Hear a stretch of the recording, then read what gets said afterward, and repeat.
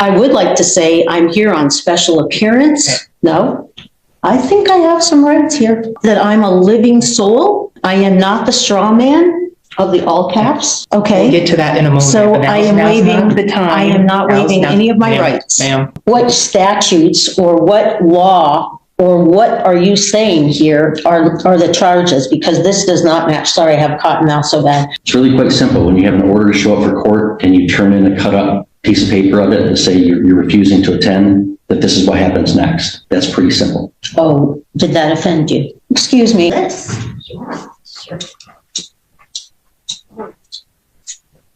you, sir. If you took some such an interesting out. All right, good morning. We are on the record in the 89th District Court for the County of Sheboygan. We're conducting the physical hearing upstairs in the circuit courtroom. It's being clerked by the 89th District Court staff down in that courtroom. And we're here in the case of In re Beth Bridgman on a contempt matter. It was filed in an underlying criminal case 23-0868SD. We are providing public access both in the courtroom, in the circuit courtroom, and also online. Counsel, you want to state your appearances, please? Good morning, Your Honor. Paige Miller on behalf of the people. Attorney Villanueva appearing as a arraignment attorney on behalf of Beth Bridgman. Although I will represent myself. Yes, okay. We'll get to that. I would like to say I'm here on special appearance. No, I think I have some rights here. I don't know. What does special appearance mean to you? It means in a common law that I'm a living soul.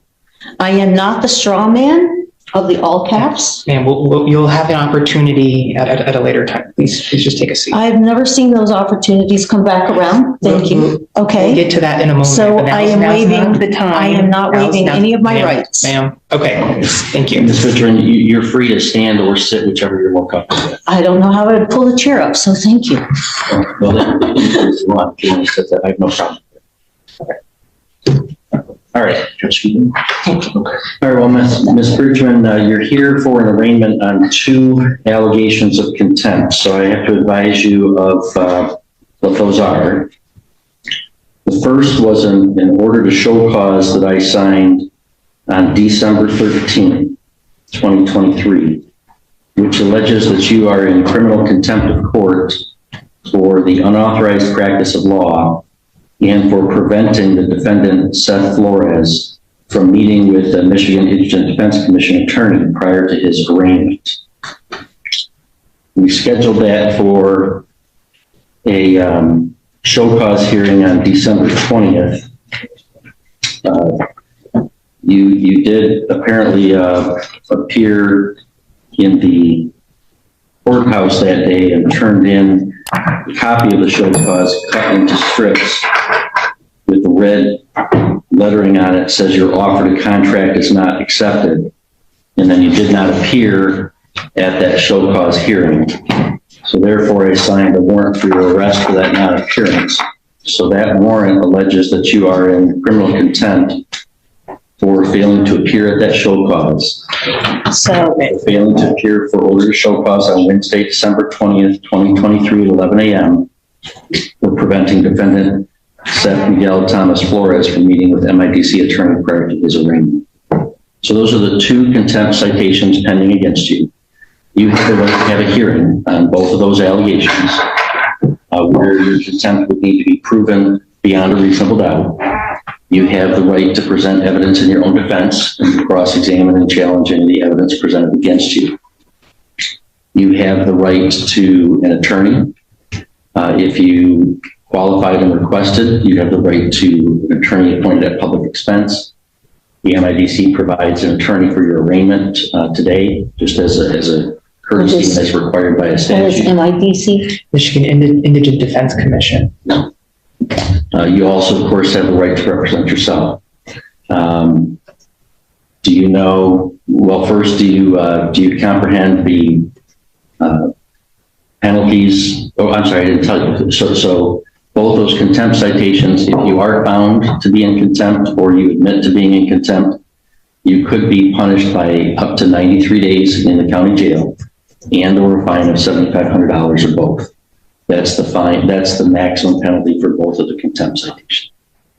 Ms. Bridgman, do you comprehend the rights that you have that I outlined for you and the maximum penalties I outlined for you? I think that I would like to wait. I have a call into the state trooper that your office or the prosecutor's office called to investigate something with me.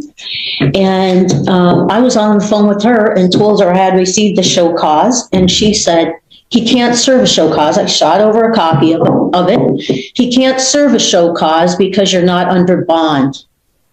This is from the State Attorney General's office. I was still on the phone with her. I had filed the paperwork at 9 o'clock. She called me at approximately 10 o'clock. I was still on the phone with her till after 11 o'clock. And she told me that you could not issue a show cause because I was not under bond. Now I understand you have just precluded all of my common law rights by forcing me in the back door into your jurisdiction on this side of the court. And I know that this is not what was on the original document in its entirety. So you have amped up the charges based on the fact that I failed to appear, but I believed she was going to let you know. She was collecting information from me for you. Ma'am, Okay, now, just understand what the judge asked you regarding those two charges. Did you just understand that I think there's a bigger overriding issue? Thank you. Wait, hang on. Thank you. I'm not going to have this. I'm going to fire him, actually, so thank you very much, because I will represent myself. Okay. So you're telling me things in defense of the contempt citations, and you'll definitely have an opportunity to present any. No, because you already. Hang on, Mr. Villanueva, please stop. I don't want to have this be an argument between you and Ms. Bridges. I just like to, state that. Well, I think we need to back it up. Pleading not guilty to both of those, and that she would like to request a hearing, that she would like to represent herself at that future hearing. No, but all of my rights were strongly impinged upon for even when I never failed to appear. Okay. We're going to have a hearing where you. She was working. Okay. Okay, you're going to get your Mr. hearing. Villanueva, No, I this direct you to is. stop Thank you. arguing with Ms. Bridges. Okay. I mean, it's a pretty serious thing to have to spend the night in jail, to be brought in handcuffs and everything else. When I was not being belligerent in that regard, she told me that it was not an authorized show cause. All right, if she told you that, she didn't have the authority to do so. But anyway, that's for the later hearing. So Well, she was investigating. Okay. Today's purpose is to advise you of the two contempt citations. So do you comprehend the maximum penalty that those could carry and the rights that you have that I outlined for you? Now, can I ask, what statutes or what law or what are you saying here are the charges? Because this does not match. Sorry, I have cotton mouth so bad. This does not match what the previous document was that you sent to me. And I have a picture of it on my phone, but my phone's not with me. Okay? It does not say. I've told you the charges. I don't have to answer further questions about that from you. Do you understand the rights that I listed for you and the penalties? Why have they changed, I'm Judge not Beck? answering that question. Can the prosecutor? No. Why? I need an answer to my question. Do you understand that? So you said you want to represent yourself, right? You wish to represent yourself and not have an attorney represent you? Yes, Okay. I do. If you want to do that, I must establish that you know what the penalties are and what your rights are. And I have to establish that you're not going to be disruptive to the court. If you refuse, So are those? then I'm going to appoint I'm not an attorney for refusing. you. Okay, then I would appoint an attorney for you and you'd not be able to represent yourself. I know, I listened to that with Trevor's case. All right, so I'm asking you, and you saw what How happened, can I Ms. Bridgman. So I first have to make sure you know what the maximum penalties are and what your rights are. Do you not? Those maximal penalties are based on the charges, and I'm wondering how you arrived at a change in the charges. I'm not answering that question. You know that you could face up to 93 days in jail and or a $7,500 fine. You understand that? Up to that. Okay, but I don't even understand what the charges are. Okay. And do you have any questions for me about any of the rights that I listed, that you have to have an attorney and have a hearing and present evidence? Do you have any questions about any of those rights? I have a whole question about the whole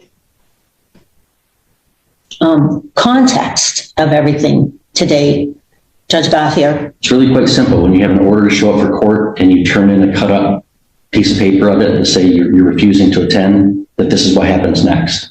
That's pretty simple. Oh, did that offend you? No, it did not offend me. It was a contempt of court. It's a It's common law not about thing. anybody's personal feelings. It's about the authority of the court to compel appearances, and you did not appear.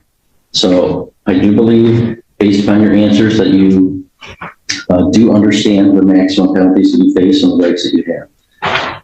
So, Ms. Bridgman, Mr. Villanueva indicated that you wish to plead not guilty to those charges of contempt. I gather from your comments that you agree that you're not pleading guilty. That's correct. Okay. All right, so we'll enter a not guilty plea on your behalf to both contempt citations. We'll schedule this for a hearing where the prosecutor will present evidence, and you can present evidence in your defense. If you want to have an officer come testify on your behalf, you can certainly do so. I would like to request a trial by jury. There is no right to trial by jury in a contempt matter.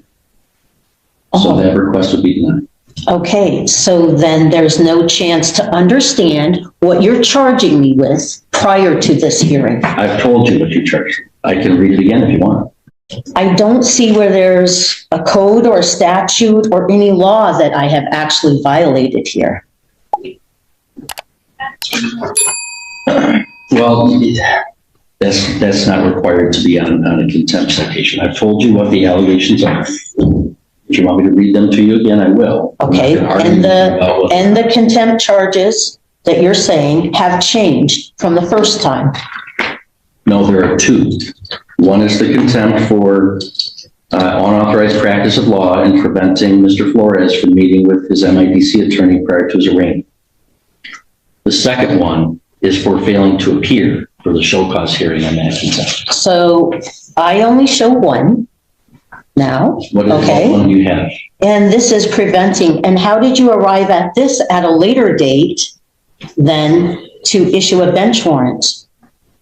Mr. Villanueva? There's two items checkmarked here. This is after the fact, so then you added a different charge than the previous one about the same date.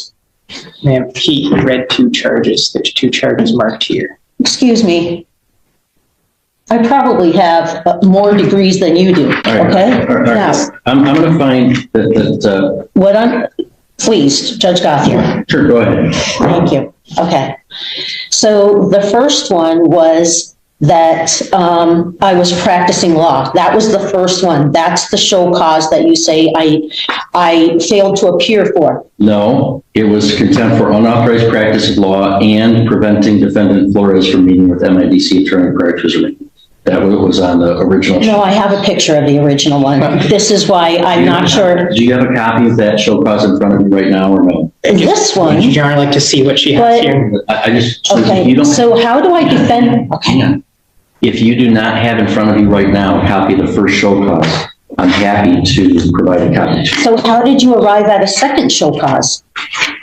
Because you didn't show up. The second show cause is for failing to show. But I wasn't on bond. So both show causes are not in effect because I'm not on bond.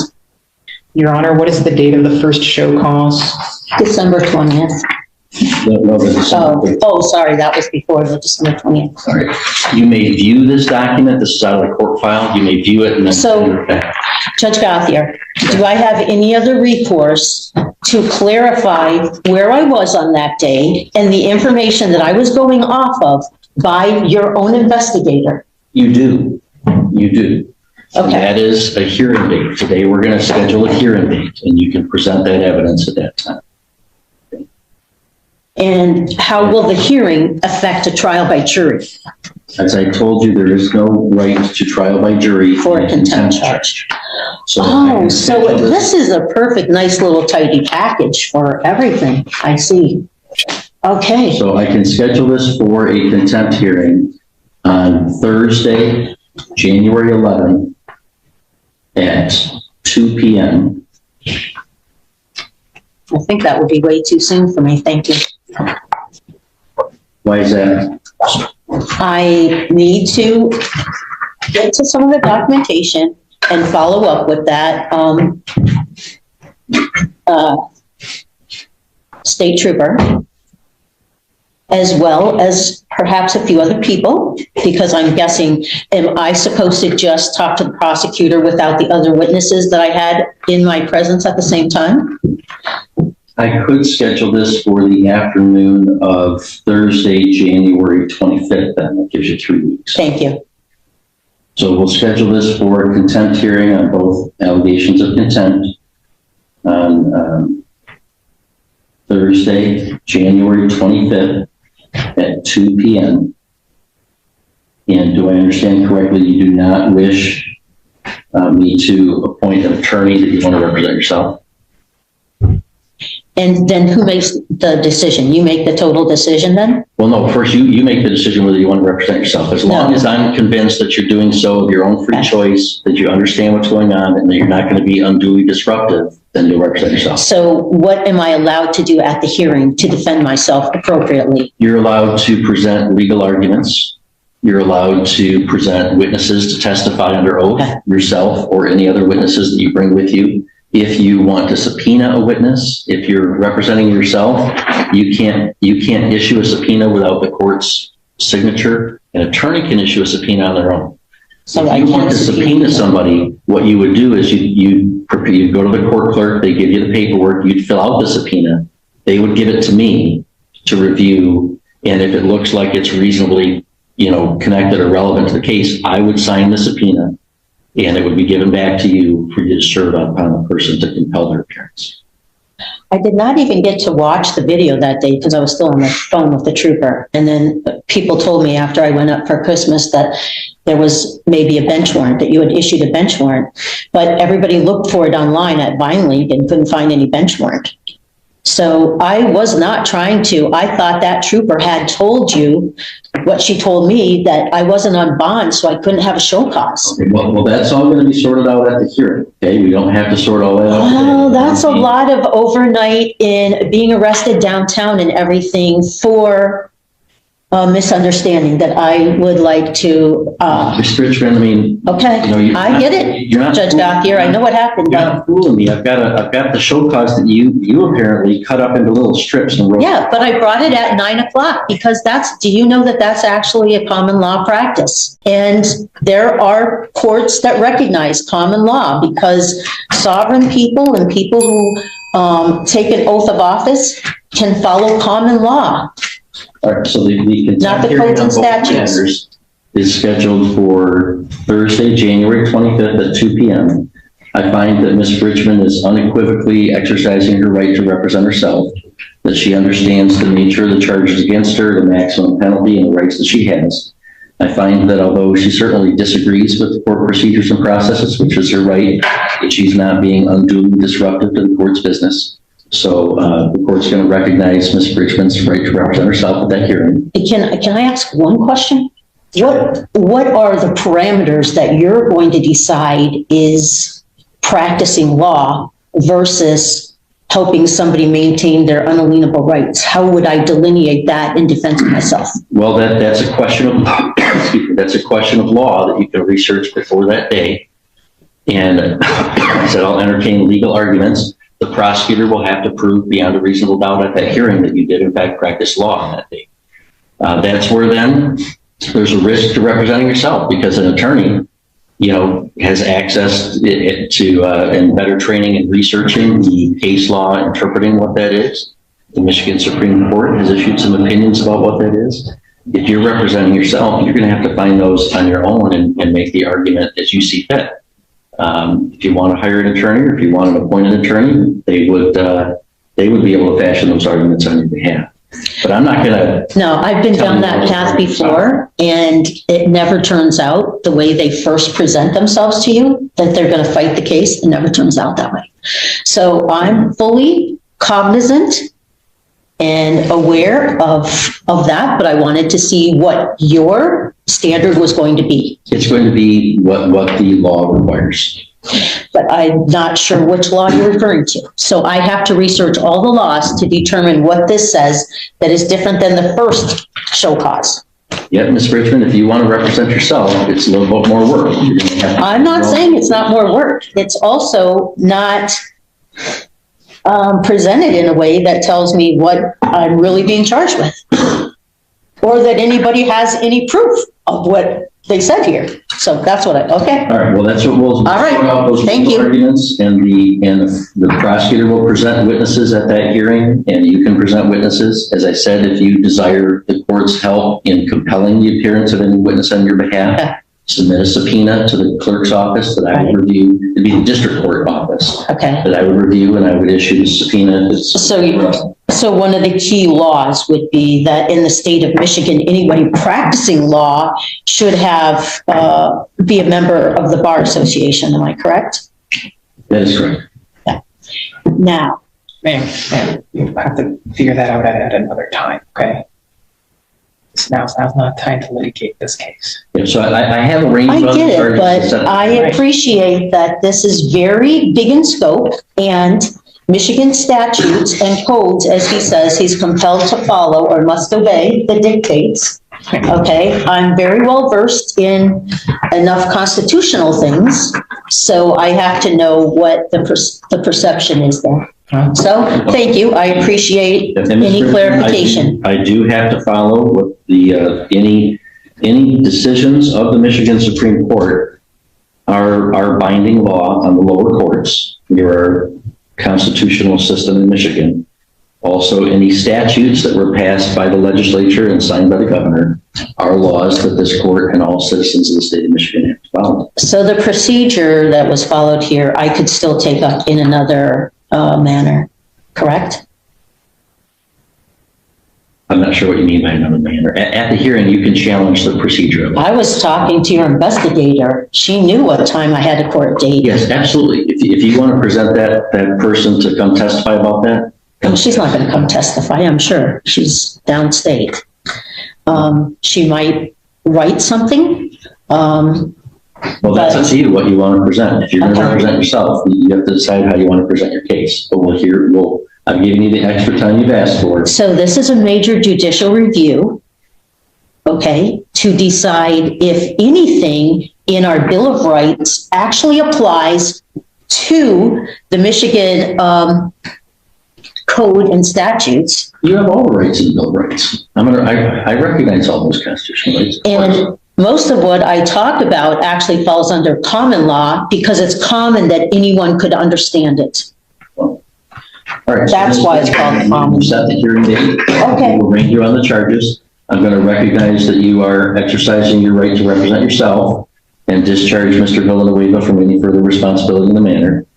The only other question I have to decide is whether you should be released on your own recognizance or whether you should be required to post a bond before the next hearing. All right, Ms. Bridgman, anything you want to tell me with regard to whether I should allow you to be released on your own recognizance before that hearing, or whether... I showed up at 9 a.m., Your Honor, and anybody could have called me if they didn't understand that.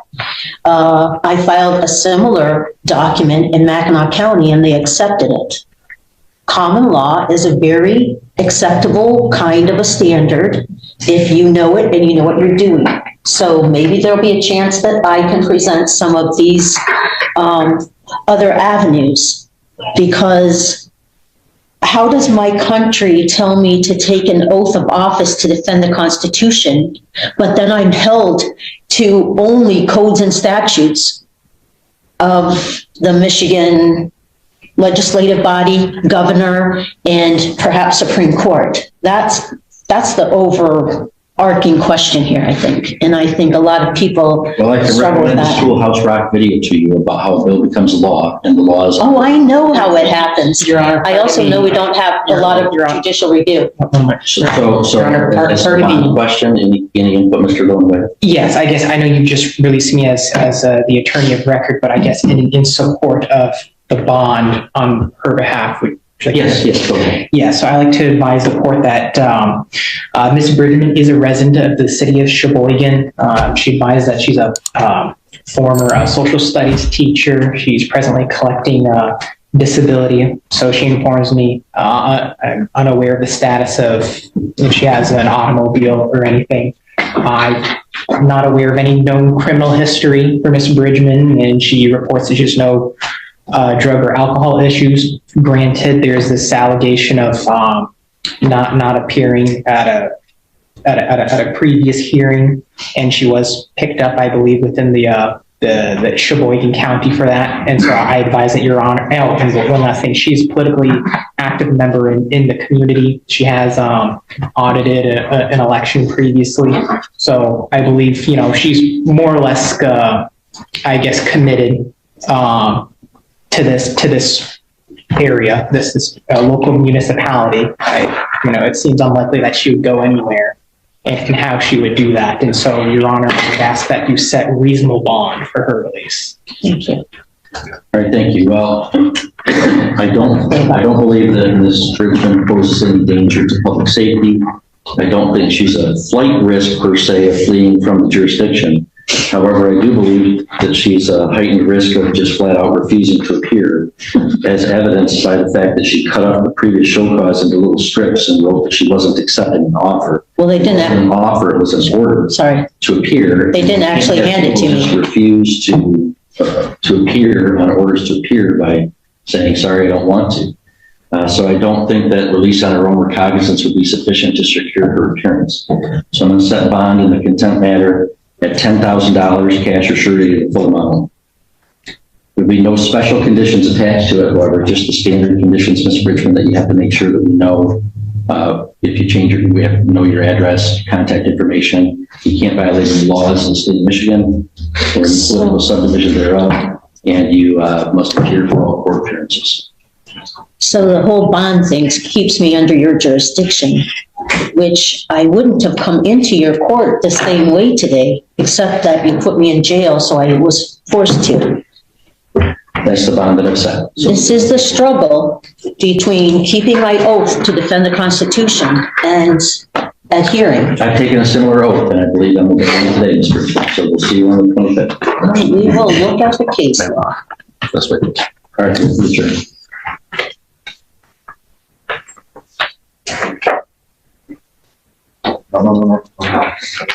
That's right. I know. She's only up here from North Carolina. A defiant woman walks into court insisting she is a living soul, not the legal straw man, and claims the court has violated her common law rights. Facing 2 serious contempt allegations, she repeatedly challenges the judge over jurisdiction, the charges, and why a bench warrant was issued after she refused to attend a show cause hearing. She demands to represent herself and even requests a jury trial, but the judge calmly explains the limits of her rights and the consequences of ignoring a court order. As her arguments become increasingly confrontational, the judge makes one thing clear: cutting up a court document and refusing to appear can have serious consequences.